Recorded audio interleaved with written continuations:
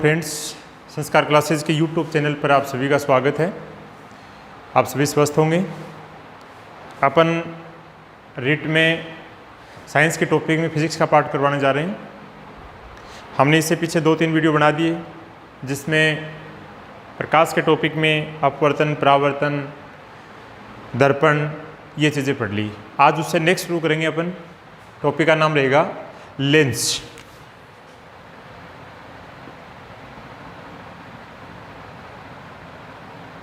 Topic का नाम क्या है? लेंस। देखिए, सबसे पहले अपन देखते हैं कि लेंस क्या होता है। तो लेंस क्या है? दो पारदर्शी पृष्ठ हैं। दोनों क्या हो सकते हैं? दोनों गोलीय भी हो सकते हैं। एक गोलीय या एक वक्रीय, एक समतल हो सकता है। दो पारदर्शी वक्रीय पृष्ठों का या एक वक्रीय व एक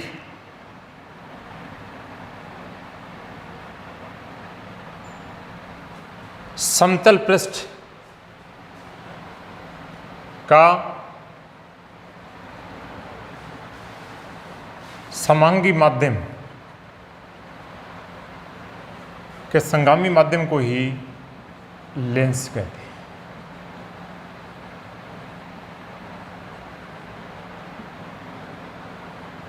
यहां लिखा आपने समांगी माध्यम। ये क्या है? इसको अपन कांच भी कह सकते हैं, एक तरह से पारदर्शी माध्यम है ये। अब अपन लेंसों के प्रकार देखेंगे। मुख्य जिसमें क्वेश्चन आता है लेंसों के प्रकार।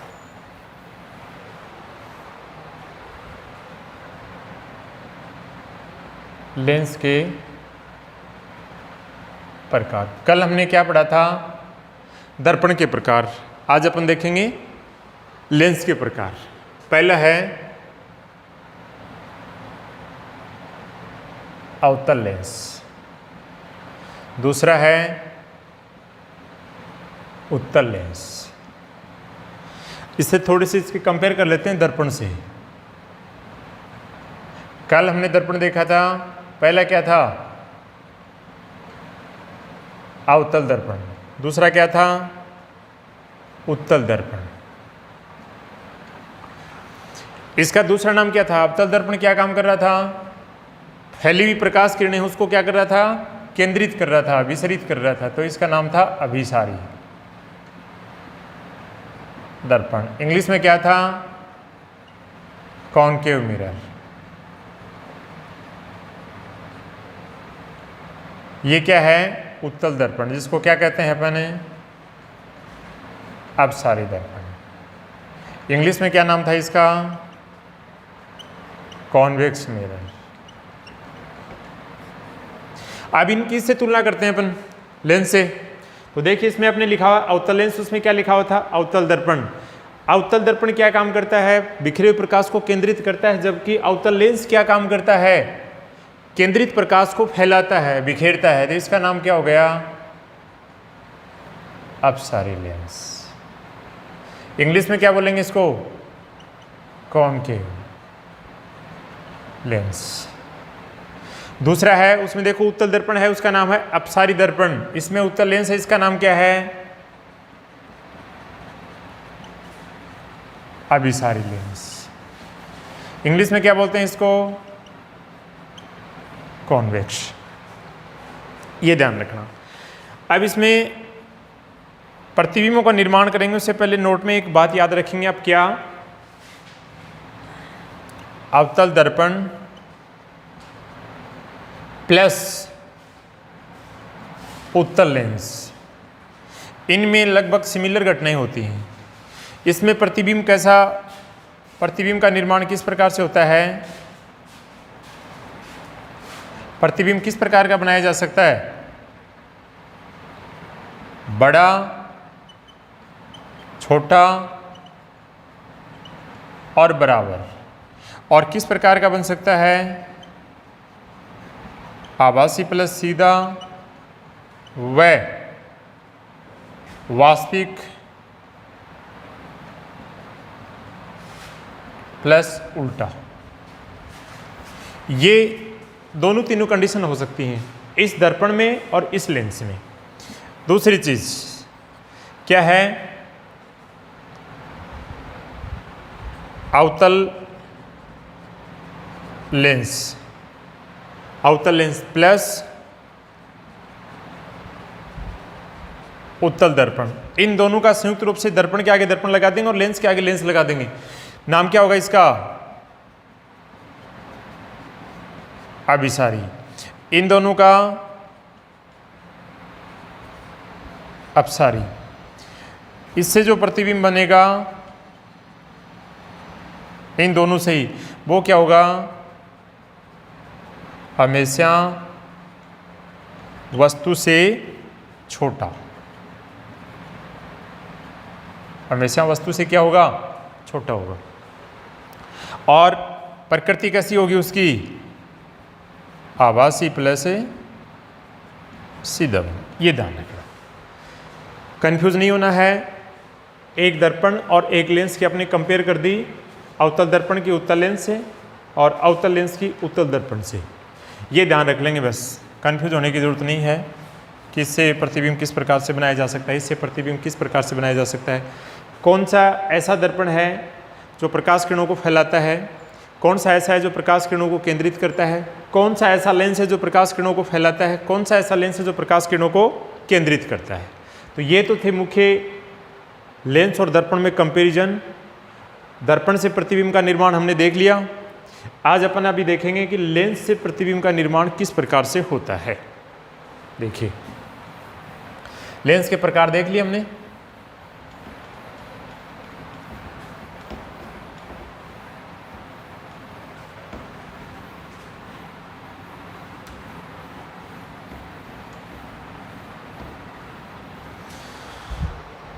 पहला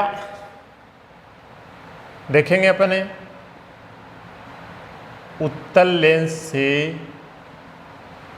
प्रतिबिंब का निर्माण।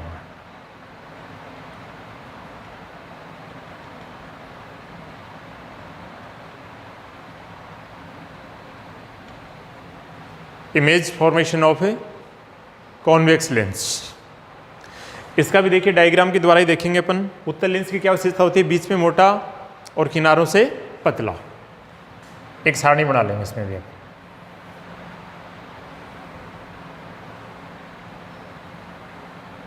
ये क्या हो गया अपना लेंस, कौन सा, कॉन्वेक्स। दर्पण में एक वक्रता केंद्र था, एक मुख्य फोकस था। लेंस में दो मुख्य फोकस होंगे, एक लेंस के दाईं ओर, एक लेंस की बाईं ओर। ये इसका मुख्य अक्ष है। दर्पण का मध्य बिंदु क्या कहलाता था, ध्रुव। लेंस का मध्य बिंदु क्या कहलाएगा, प्रकाशिक केंद्र, जिसको अपन किससे लिखेंगे, ओ से। उसको किससे लिख रहे थे, पी से। इसको इंग्लिश में क्या बोलते हैं, ऑप्टिकल सेंटर, और वो क्या था अपना, पोल। तो ये इसकी राइट साइड है, ये लेफ्ट साइड है। तो एक यहाँ और एक यहाँ, एक यहाँ और एक यहाँ, दोनों साइडों में मुख्य फोकस ले लेते हैं अपन। यहाँ मैंने ले लिया F1 टू F1। उसमें क्या था, एक F और एक C। इसमें F और C की जगह F1 और एक टू F1। ये प्रथम साइड के क्या हो गए, मुख्य फोकस, और दूसरी साइड के इसको F2 ले लेंगे, इसको 2F2 लेंगे, और ये जो दूरी है इसको क्या लेंगे अपन, अनंत लेंगे। ये जो डिस्टेंस है इसको भी क्या ले लेंगे अपन, अनंत लेंगे। अब ये दो बिंदु क्यों ले लिए, क्योंकि अपने इसमें जो प्रतिबिंब बनेगा वो वस्तु रखेंगे उसके दूसरी साइड में बनेगा। इसका मतलब बार बार अपने को ये नहीं लिखना पड़े, दूसरी ओर, दूसरी ओर, दूसरी ओर। तो F1 F2 लिख देंगे तो पता लग जाएगा कि राइट साइड में है या लेफ्ट साइड में है। तो एक साइड में मैं वस्तु की स्थिति रख देता हूँ, एक साइड में प्रतिबिंब की स्थिति। तो यहाँ वस्तु रख लेंगे अपन, तो यहाँ मैं लिख देता हूँ वस्तु की स्थिति, वस्तु या बिंब की स्थिति। दूसरी साइड में यहाँ क्या बनेंगे, प्रतिबिंब। प्रतिबिंब की स्थितियां। वही कल हमने दर्पण में देखा था, उसी प्रकार से इसमें रखेंगे अलग अलग जगह अपन वस्तुओं को। पहले नंबर पे क्या रख दिया, अनंत पे, फिर अनंत और 2f1 के बीच में, फिर 2f1 क्यूब जस्ट ऊपर, फिर 2f1 और f1 के बीच में, फिर f1 के ऊपर, फिर f1 और o के बीच। कितनी स्थिति हो गई, 6। अब 6 स्थितियों में अपने को क्या करना है, प्रतिबिंब का निर्माण देखना है। तो साथ साथ अपने इसके एक सारणी भी भर लेंगे। यहां सीरियल नंबर लगा दूं, यहां क्या लिख दूं, बिंब की स्थिति, बिंब की स्थितियां, यहां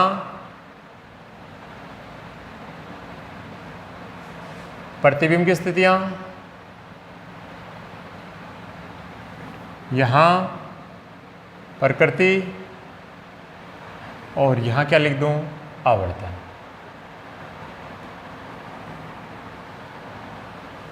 ये देखिए सर,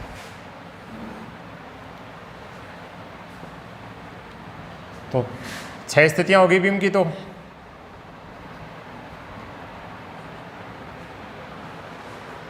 ठीक है, अब देखना बिंब की स्थिति में वस्तु को पहले नंबर पे कहां रखा, अनंत पे। दूसरा, अनंत व 2f1 के मध्य। तीसरी स्थिति में 2f1 पर। चौथी स्थिति में 2f1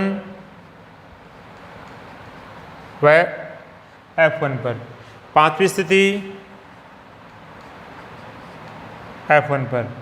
और छठी स्थिति क्या है, o व f1 के मध्य।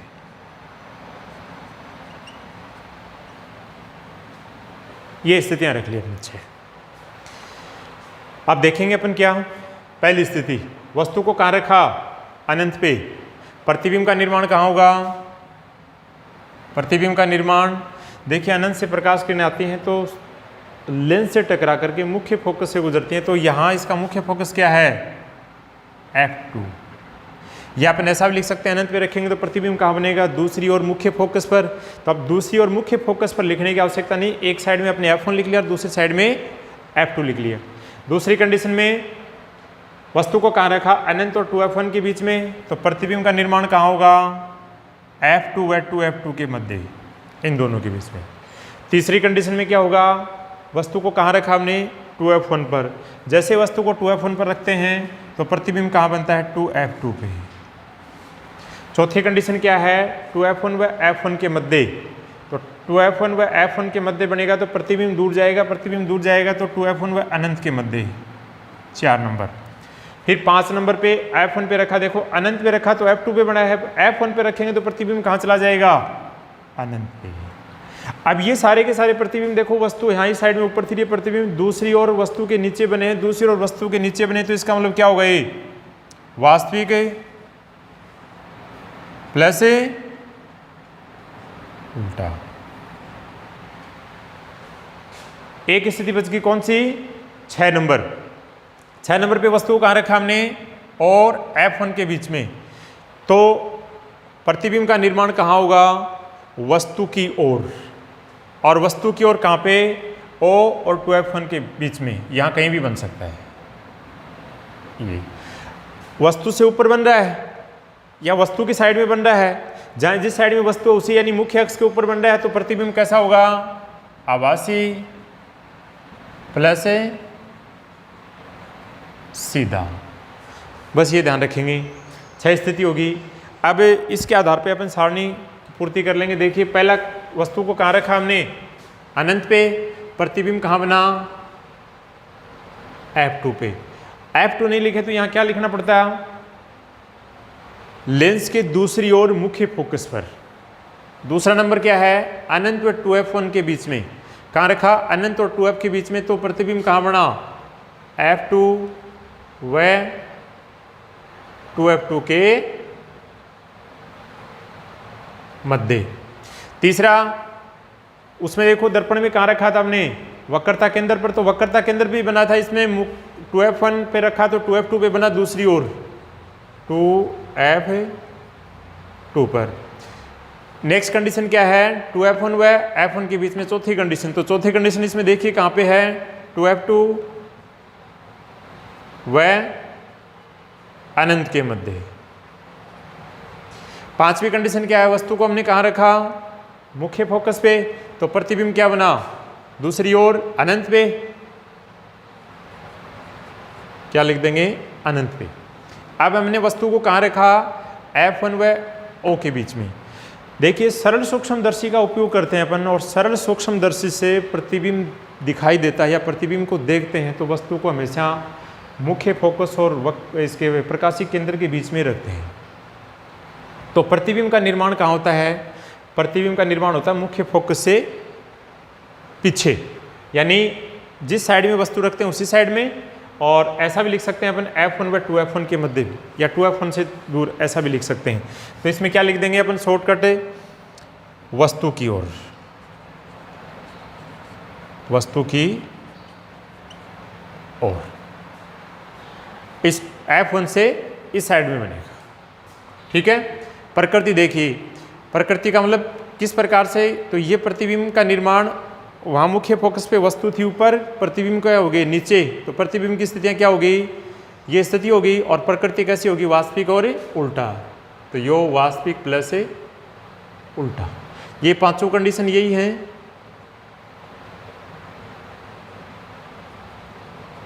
एक, दो, तीन, चार, पाँच। छठे नंबर की कंडीशन, प्रतिबिंब किस साइड में बना, जिस साइड में वस्तु थी, और मुख्य अक्ष के ऊपर बना, नीचे ऊपर, और वस्तु भी ऊपर रखी हुई थी, तो ऊपर बनेगा तो प्रतिबिंब कैसा होगा, सीधा, और सीधे के साथ हमेशा क्या आता है, आभासी, तो आभासी प्लस सीधा। ये देखिए साहब प्रतिबिंब की क्या होगी, स्थितियां होगी। अब आवर्धन देखते हैं, आवर्धन के बारे में अपने कल चर्चा कर ली थी। आवर्धन क्या है, प्रतिबिंब और बिंब की दूरियों का अनुपात या ऊंचाइयों का अनुपात। तो ये m का मान है बहुत छोटा होगा। अब ध्यान दीजिए, कई बार इस प्रकार से लिखा जाता है, m का मान बहुत छोटा है -1 से। यहाँ -1 का मतलब क्या है, यहाँ -1 का मतलब है कि जो प्रतिबिंब बन रहे वो कैसे हैं, वास्तविक और उल्टा। m का मान यदि नेगेटिव होगा तो प्रतिबिंब की प्रकृति हमेशा कैसी होगी, वास्तविक और उल्टी होगी। ये क्या होगा, तीसरे कंडीशन में m का मान -1 के बराबर। तो 1 का मतलब तो क्या है, बिंब और प्रतिबिंब बराबर दूरी के होंगे या बराबर ऊंचाई के होंगे, और -1 का मतलब क्या है, प्रतिबिंब की प्रकृति क्या होगी, वास्तविक और उल्टी। अगली कंडीशन में देखो, बहुत छोटा, छोटा बराबर फिर बड़ा। यहां -1 लिख रहे हैं अपन, क्योंकि प्रतिबिंब की प्रकृति कैसे चल रही है, वास्तविक प्लस उल्टी। ये भी क्या कर रहे हैं अपने, -1 बड़ा लिख रहे हैं, तो ये भी प्रकृति को दर्शा रहा है। ये जो निशान है, ये छोटा बड़ा का मतलब ये माइनस है, ये प्रकृति को दर्शा रहा है। प्रकृति का मतलब वास्तविक या उल्टा है। ये क्या है, ये वस्तु की ओर बन रहा है और मुख्य अक्ष के ऊपर बन रहा है, इसका मतलब आभासी और सीधा है। आभासी और सीधा है तो m का मान क्या होगा, 1 से बड़ा होगा लेकिन पॉजिटिव होगा। m का मान पॉजिटिव आने का मतलब क्या है, प्रतिबिंब की प्रकृति कैसी होगी, आभासी और सीधा। ध्यान रखेंगे, प्रतिबिंब की प्रकृति माइनस यानी ऋणात्मक चिन्ह पे डिपेंड करती है, ऋणात्मक और धनात्मक चिन्ह पे डिपेंड करती है। यदि ऋणात्मक चिन्ह है तो प्रतिबिंब हमेशा वास्तविक और उल्टे प्रकृति के होंगे।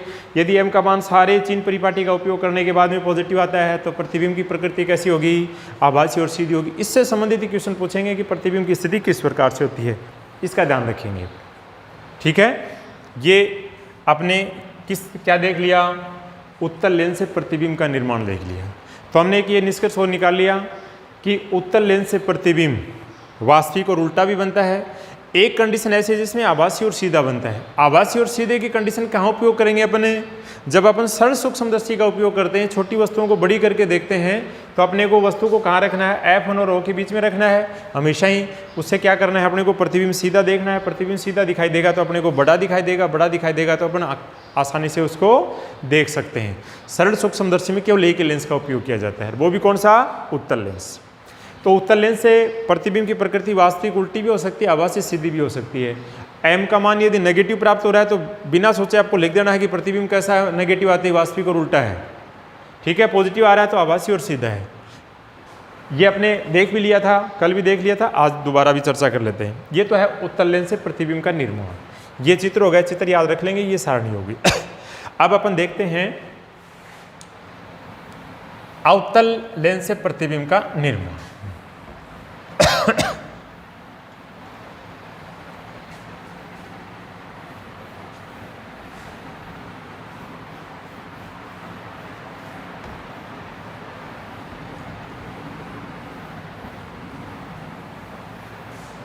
दूसरा क्या है, अवतल लेंस से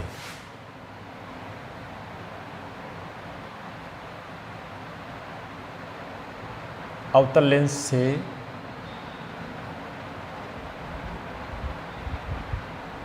प्रतिबिंब का निर्माण। अवतल लेंस का दूसरा नाम क्या है, अपसारी लेंस या कॉनकेव लेंस। इसकी क्या विशेषता होगी, देखो बीच में से पतला, किनारों पे मोटा।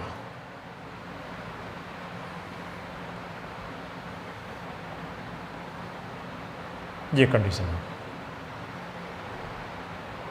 ये इसका क्या है, मुख्य अक्ष। इसको क्या कहेंगे अपन, प्रकाशिक केंद्र। ओ ये क्या है, F1, ये क्या है 2F1, ये क्या है F2, ये क्या है 2F2। यहाँ भी अनंत लिख लिया हमने और यहाँ भी अनंत। अब इसमें केवल दो स्थिति बनेंगी, जैसे कल अपने दर्पण में देखी ना, कौन से दर्पण में, उत्तल दर्पण में और अवतल लेंस में सेम ही कंडीशन बनती है। तो एक बार तो अपने वस्तु को, ये यहाँ मैं क्या लिख दूँ, वस्तु या बिंब की स्थिति। एक बार तो कहाँ रख दी वस्तु को, अनंत पे। दूसरी कंडीशन में कहाँ रख दी, लेंस के सामने कहीं भी रख दो, अनंत से आगे और ओ से पीछे, या अनंत और ओ के बीच में कहीं भी रख सकते हैं, ठीक है। अब अपने अनंत पे रखा तो देखिए प्रतिबिंब का निर्माण कहाँ होगा, प्रतिबिंब का निर्माण यदि दूसरी ओर होता है तो वास्तविक और उल्टा होता है, उसी ओर होगा तो आभासी और सीधा। तो यहाँ सीधा ही बनेगा, आभासी और सीधा ही बनेगा। तो यहाँ लिख देता हूँ मैं प्रतिबिंब की स्थितियाँ।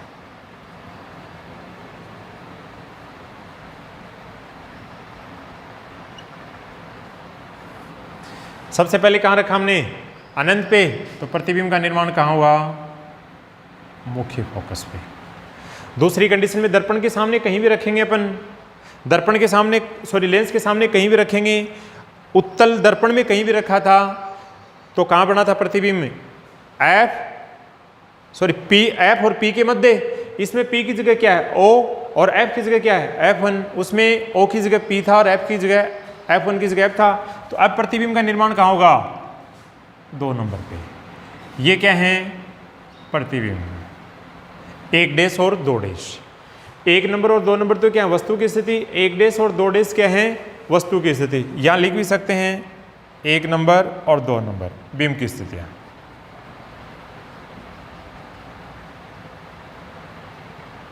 और 1 डैश और 2 डैश किसकी स्थिति, प्रतिबिंब की स्थिति।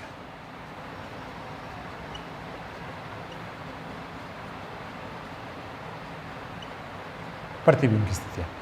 अब देखिए इनको एक सारणी के द्वारा देखते हैं अपन। सीरियल नंबर, यहाँ पे क्या लिख देंगे, वस्तु की स्थिति, वस्तु की स्थितियाँ, और यहाँ पे क्या लिख देंगे, प्रतिबिंब की स्थितियाँ।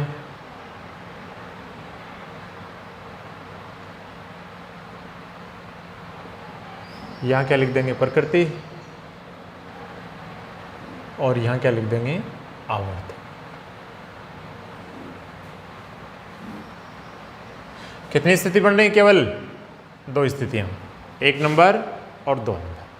पहले नंबर पे कहाँ रखा? अनंत पे। दूसरे नंबर पे लेंस के सामने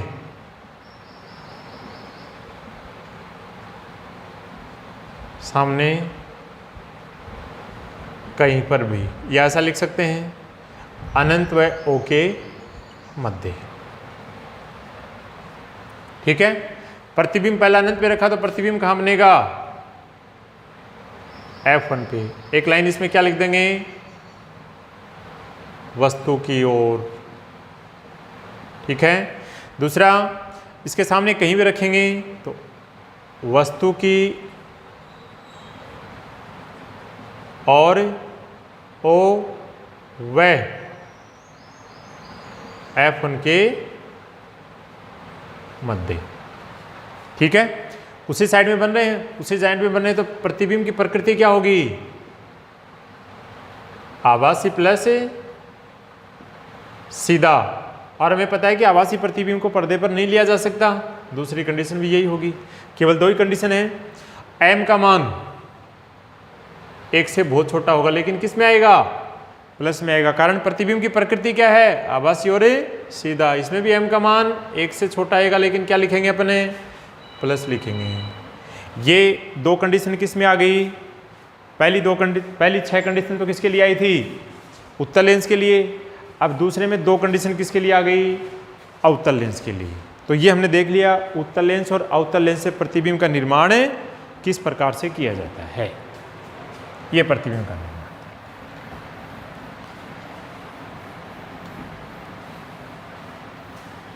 ये अपन ध्यान रखेंगे कि कौन सा दर्पण और कौन से लेंस के सिमिलर है।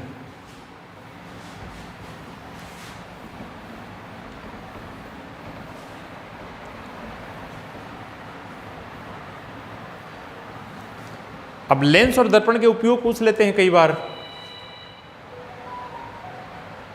उपयोग एक लाइन में दोनों के साथ ही लिख लेंगे। नंबर 1,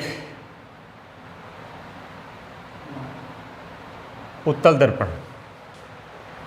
उत्तल दर्पण का उपयोग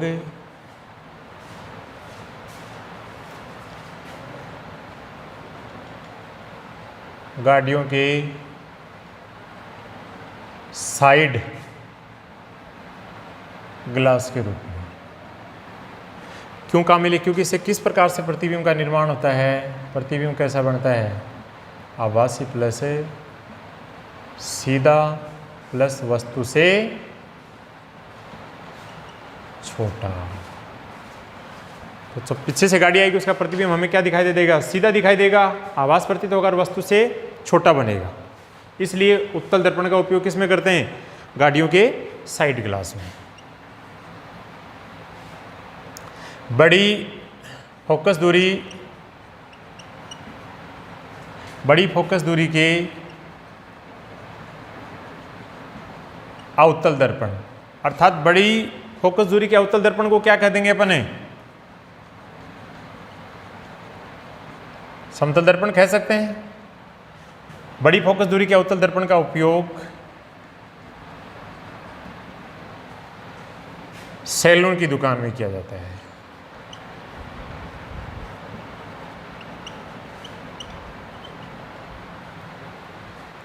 और लेंसों का उपयोग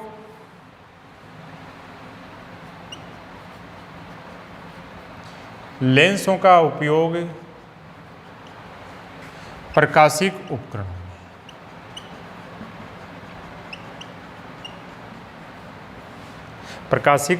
में। प्रकाशिक उपकरण कौन कौन से हैं? आंख,